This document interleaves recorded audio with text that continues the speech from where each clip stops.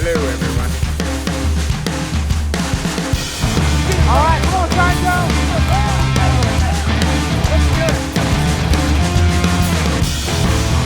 What's up, YouTube? What's going on, everybody? Welcome back to the channel. For those who are new to the channel, I am Joe Wilson, just your average dumb triathlete trying to make videos related to triathlon. Whether it's swimming, biking, running, you're going to find them, all these things right here on this channel. And guys, I want to talk to you guys about 2019 Chattanooga 70.3, where I got fourth in the age group. Had a chance to win, but ended up in fourth. And let me tell you, this one was a good one. This one had all the dramatics, you know, that you're always looking for in a race. Man, 2019 was a great race. Just did not come together for me at the end.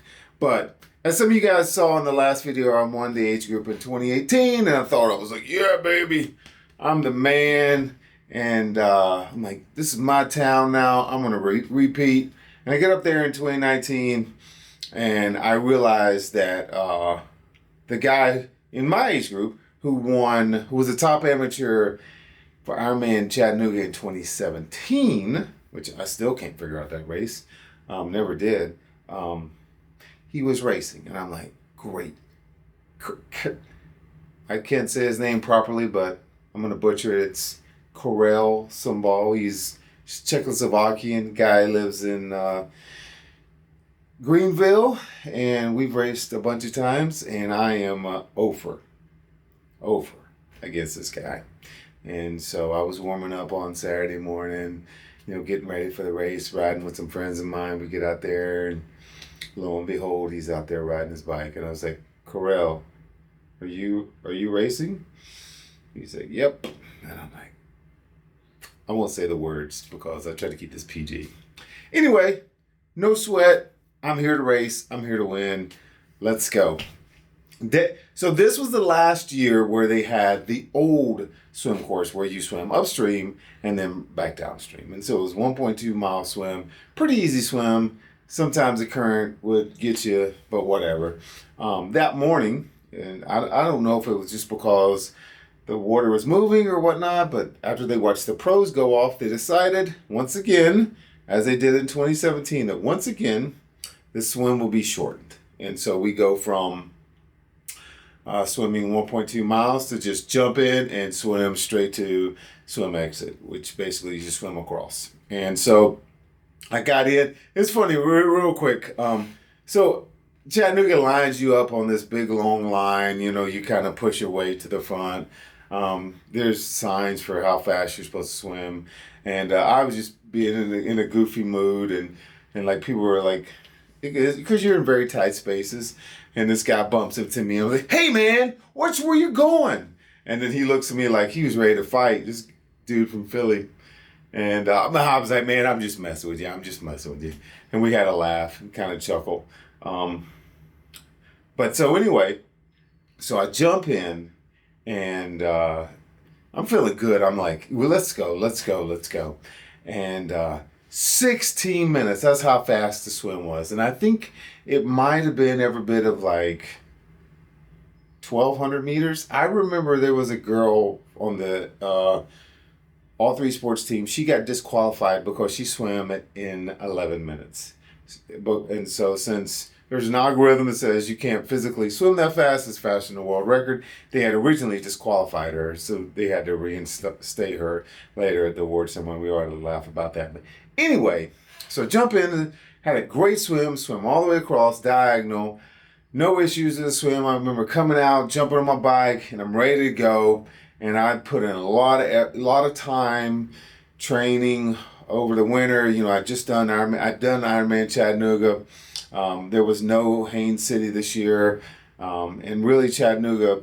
Actually, I did St. Anthony's in April. Had a really raced in the open division. Actually had a really good race. I finished 6th there. Still my fastest St. Anthony's. I think I went 2:06 there, which is pretty good for me. Anyway, so come out the swim, jump on my bike, and I'm like, I'm going. I'm like going out, like hammering, feeling good, just riding, no issues. I don't really remember a lot of the bike split. there wasn't much to it. But this was the first time I went sub 220. And that's a kind of a big deal to me. I mean, like, you ride a 219, that to me, that's kind of like, that's pretty impressive. So, and Chattanooga is 56.7 miles. So you get it's additional minutes. So like 219 is really like a 218, and it's not a flat course either. But when it's when it has the right weather, no wind, that can be a really fast course. And so I went 219 and came off the bike, and I go into transition, and I look down. I see my time, and I'm like 219, and I look down, and I was in the AWA bracket, and they put all the 40 to 44-year-olds together. And this was back when they used to give you numbers before you signed or before you checked in. And so I looked down, and I think I was like 212 or something like that. I looked down, and Correll's bike was not there. And so I'm like, am I leading? Like, am I in first place? And I racked my bike, and I threw out every single kind of plan I had on the run, take it easy on the first lap, whatever. I said, look, you got one shot, you gotta go for it. And I said, he's still on the bike, let's go. And I came out guns blazing. I had a foot pod that I was going to run off. I was supposed to give you power. And I had an amazing half marathon back in March. Best half marathon I ever ran. And I raced to that power number the entire way, split it evenly. Best half marathon I did. And I had that for the race. But when I saw Correll's bike wasn't there, I said, I got to go. And I know he's going to run me down. And so I just take off. I came out guns blazing like a low 6, and I run up the hill, and I'm just like hammering. I'm like running really hard. I think Derek Stone came past me, and I held on to him for a little while. And that guy runs he's a 220 marathoner, and I ran that first lap as hard as I could, and I came around, and I remember the second lap, and I'm like, I think I'm still in first place, and I'm like, yeah, let's go. And it's starting to hurt a little bit by this time. And I'm like, I don't care. We just got to go. And I'm running, and the run is a little, the old run, you come down behind these warehouses, and then you run out a little bit, and then you come back. Now you run much farther down the Riverwalk, but you run out a little bit, and you come back, and then you did this little up and down. It's kind of like a little small S, go up, come right back down, and then you, go like to the rest of the course. But they cut all that out, so now you just run longer. But back then, you could see more people on the run course. And I remember my buddy Matt Trick saying, Joe, run your own race, man. Because he thought I was racing him. I was trying to catch him. Because I was in striking distance to my buddy Matt. And he's way faster than me. And he looks at me and says, Joe, run your race. And I was like, I got this, man. I got this. And just as I said that, or like I saw Matt and we passed each other, I saw Correll. And I'm like, oh man, I'm putting down everything I got, and I think we go through that area. It used to be the up and down, the little S. And I see him we're crossing paths. And I was like, God dang it, he's going to catch me. Sure enough, as soon as I came through that aid station, he passes me. And I think he said something. I don't remember what it was. But in my mind, all I heard was, nice try. And I was like, And I don't know what it was. But the moment he caught me, it literally like, and I think he picked it up too. I think he pulled all the energy out of me. And like, cause the moment he passed me, I went from being like, yes, we got this, to just feeling like, I don't know if I can finish. I remember going up the Battery Hill, and I'm like struggling. I mean, like, I'm like dying at this point. And I get to the top of the hill, and I'll never forget my friend Patty. She was out there racing. She's a great triathlete. And I see her, and you get to the top of Battery, and you kind of go down this hill to get on the Veterans. And I see her at the top of the hill. She's going down. And I think at this point, I'm about to pass out. Like, I put so much into that first 9 miles that I was gone. And I took my hand and I put it on her shoulder.